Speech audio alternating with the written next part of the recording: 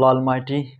He created the world, He created us. Today our topic about the ETC, electron transport chain. It is the topic, it is a type of the aerobic respiration. It is the third type of aerobic respiration. Aerobic respiration, or the topic of respiration, they have present the oxygen, they're done breakdown in the presence of oxygen. यानी आज हमारे जो respiration के types है, जो respiration के जो types है वो ETC electron transport chain है. यानी किस तरह इलेक्ट्रॉन जो कि एक ट्रांसफ़र होते हैं चेन में, इसको इलेक्ट्रॉन ट्रांसपोर्ट चेन कहते हैं. आज हमारा जो टॉपिक है वो है यानी एरोबिक रिस्पायरेशन की टाइप्स है. एरोबिक रिस्पायरेशन है और इसमें जो टाइप्स है उसकी इलेक्ट्रॉन ट्रांसपोर्ट चेन है. इसमें क्या होते हैं, इसमें ये कहते हैं कि प्रोटीन जो कि माइटोकॉन्ड्रियल मेम्ब्रेन में होते हैं और इसकी क्या होती है, ये ट्रांसफ़र होती है इलेक्ट्रॉन की शक्ल में. और वो ट्रांसफ़र जब होती है तो एटीपी, इसकी फॉर्मेशन क्या होती है, एटीपी बनते हैं. अब ये क्या होते हैं, यानी cluster means group of protein present in a mitochondrial inner membrane transfer electron to the form of ATP, जो कि इसके बदले में क्या बनेगा, के बदले में एटीपी बनेगा, यानी एडेनिन ट्राइफॉस्फेट. अब क्या होगा, इसकी जो पहले टाइप्स थी वो कि ग्लाइकोलाइसिस थी, अब इसके बाद क्रेब्स साइकिल थी, अब जो लास्ट वन है जो कि इलेक्ट्रॉन ट्रांसपोर्ट चेन है. यानी ग्लाइकोलाइसिस में हमारे पास 2 एटीपी बन रहे थे, क्रेब्स साइकिल में 2 एटीपी बन रहे थे, और ईटीसी अभी क्या है, यानी इसमें 2 NADH जो ग्लाइकोलाइसिस में, यानी इसमें जो कि 8 NADH और FADH जो है वो क्रेब्स साइकिल में वो प्रोसेस हो रहे थे, लेकिन इससे सिर्फ 2 इलेक्ट्रॉन बन रहे थे, 2 ETP. इसकी वजह से इलेक्ट्रॉन ट्रांसपोर्ट की ज़रूरत थी, जो कि इलेक्ट्रॉन ट्रांसपोर्ट चेन की, जो कि हमें एटीपी की, सेल में एटीपी की ज़्यादा ज़रूरत थी, तो सेल ने इलेक्ट्रॉन ट्रांसपोर्ट चेन स्टार्ट किया. इससे पहले हम यानी इलेक्ट्रॉन ट्रांसपोर्ट चेन में जो ऑक्सीडेटिव जो ये फास्फोफोरिलेशन एटीपी जो है, ETC जो है, फास्फोफोरिलेशन यानी इन्फॉर्मेशन ऑफ द एटीपी, इसके लिए इलेक्ट्रॉन ट्रांसपोर्ट चेन की ज़रूरत है. अब जो इलेक्ट्रॉन ट्रांसपोर्ट चेन है इसमें डिफरेंट टाइप के प्रोटीन यूज़ होते हैं. डिफरेंट टाइप के प्रोटीन जो कि इस प्रोसेस में हिस्सा लेते हैं, वो प्रोटीन ये है.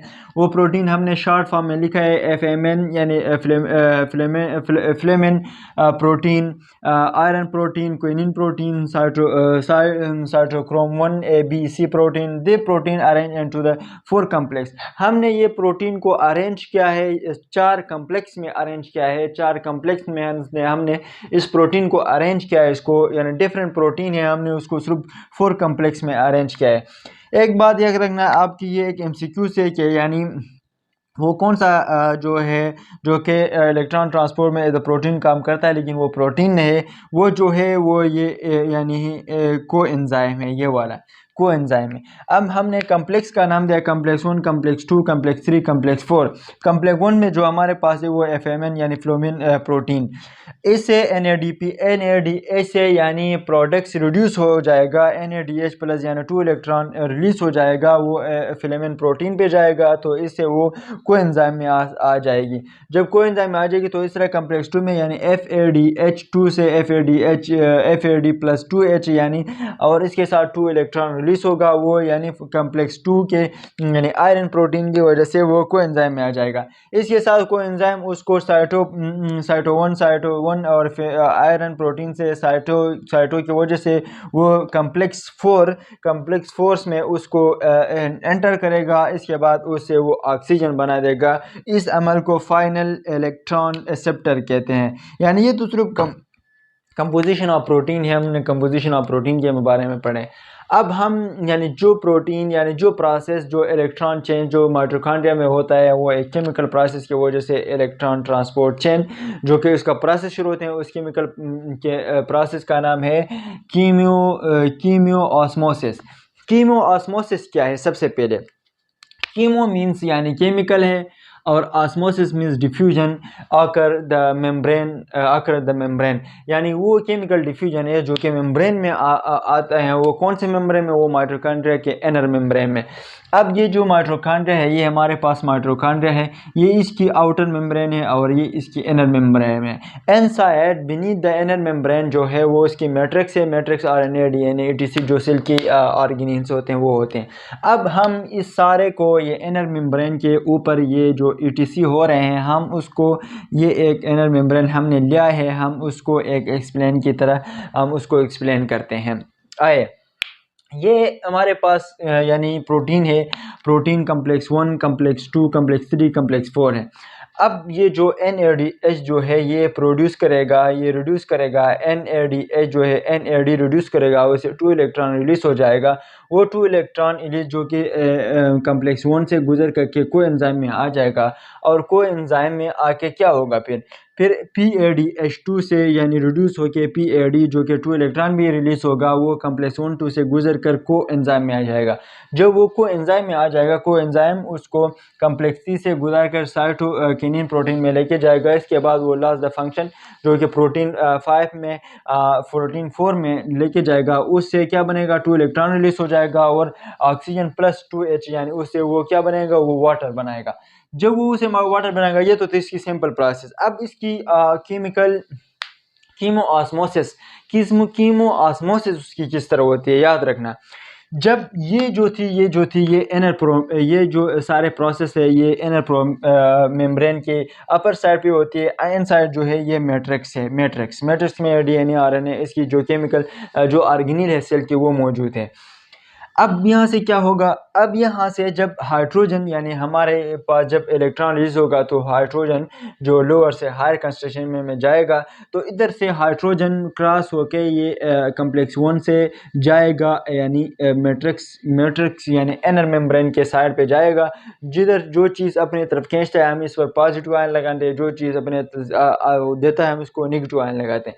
यहाँ से हाइड्रोजन जाएगा, क्या जाएगा? यहाँ से हाइड्रोजन जाएगा, वो कम्प्लेक्स 1 से जाएगा तक अबाउट 4 हाइड्रोजन जाएगा। इस तरह जो कि F यानी FADH से नहीं गुजरेगा, क्योंकि वो कम्प्लेक्स 2 से यानी इससे जो आगे रास्ता नहीं है वो नहीं जा सकता।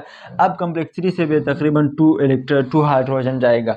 इस तरह 4 से भी तकरीबन 4 हाइड्रोजन जाएगा। जब 4 हाइड्रोजन जाएगा तो उसके दोबारा आने की रास्ता ख़त्म हो जाएगी। वो रास्ता सिर्फ एक रास्ता इख्तियार कर सकते हैं, वो रास्ता जो है हमारे पास वो ATP सिंथेस है। ATP सिंथेस वो अमल होगा जिससे ATP भी बनेगा। अब हाइड्रोजन इस ATP सिंथेस से आ जाएगा और यहाँ पे ADP यानी एडानिन डाइफॉस्फेट से हमारे पास एडानिन ट्राइफॉस्फेट जो है adenine diphosphate plus phosphate adenine triphosphate हमारे पास बनेगा, ATP बनेगा। इस अमल को कीमियोऑस्मोसिस कहते हैं, यानी केमिकल के ज़रिए ATP बनना, इसको कीमियोऑस्मोसिस कहते हैं। ये कीमियोऑस्मोसिस अब ये सारा जो इलेक्ट्रॉन है, जो सारा जो है हाइड्रोजन है, वो इस पे आ जाएगा, वापस मैट्रिक्स में आ जाएगा। जब वो मैट्रिक्स में आ जाएगा तो इसे क्या बनेगा? इस प्रोसेस से यानी ADP से फॉस्फेट जब मिलेगा तो ये ATP बनाएगा। अब ये कीमियोऑस्मोसिस अमल है। ये सारा ATP जब ये इलेक्ट्रॉन ट्रांसपोर्ट बनाते हैं तो ये तकरीबन 32 और 34 ATP प्रोड्यूस एन ETC यानी इलेक्ट्रॉन ट्रांसपोर्ट चेन बनाते हैं। अब NADH से 3 ATP बनेगा और FADH से 2 ATP बनेगा। क्यों इससे 3 बनेगा, इससे 2 बनेगा? इससे इसलिए 2 बनेगा कि FADH जो है ये कम्प्लेक्स 2 से गुजरता है, क्योंकि वो आगे उससे गुजरने की जगह नहीं है, तो इसलिए इसकी एनर्जी भी कम होती है। जहाँ इधर भी एनर्जी ज़्यादा होगी, जब एनर्जी ज़्यादा होगी तो यानी एनर्जी से ATP बनेगा। तो यहाँ से इसकी एनर्जी, इससे हाइड्रोजन ज़्यादा नहीं निकली है तो इससे सिर्फ 2 जो ATP बनेगा, इससे 3 बनेगा। अब ये जो क्रेब्स साइकिल थी इसमें भी 2 ATP बने थे और जो ग्लाइकोलाइसिस थी इसमें भी 2 ATP बने थे। अब जो ये हमारे पास NADH थी वो भी क्रेब्स साइकिल में इसकी प्रोसेस हुई थी, लेकिन उसे ATP नहीं बन गए, उसे 8 ATP बने गए और ये 2 ये बन गए, 10 हो गए। 10 को मल्टीप्लाई बाय 3 करेंगे तो 30 ATP बनी। तो 2 क्रेब्स साइकिल में बनी थी, 2 ग्लाइकोलाइसिस में बनी थी। टोटल कितने हो गए? 34 और 32 यानी ATP बनते हैं। ये सारे जो प्रोसेस थी, ये कीमियोसिस की वजह से, एटीपी बन गए, और ये कीमियोसिस की वजह से जब एटीपी बन गई तो इसको इलेक्ट्रॉन ट्रांसपोर्ट चेन कहते हैं। यानी सेल को जब एटीपी की ज़्यादा ज़रूरत होगी तो वो उसने इलेक्ट्रॉन ट्रांसपोर्ट चेन की प्रोसेस शुरू की। ये थी हमारे पास जो कि चैप्टर नंबर 7 की लास्ट लेक्चर, क्लास 9 की चैप्टर नंबर 7 की लास्ट लेक्चर थी, जो इस लेक्चर पे चैप्टर ख़त्म हुआ है। कल इंशाल्लाह हम 8 चैप्टर को स्टार्ट करेंगे।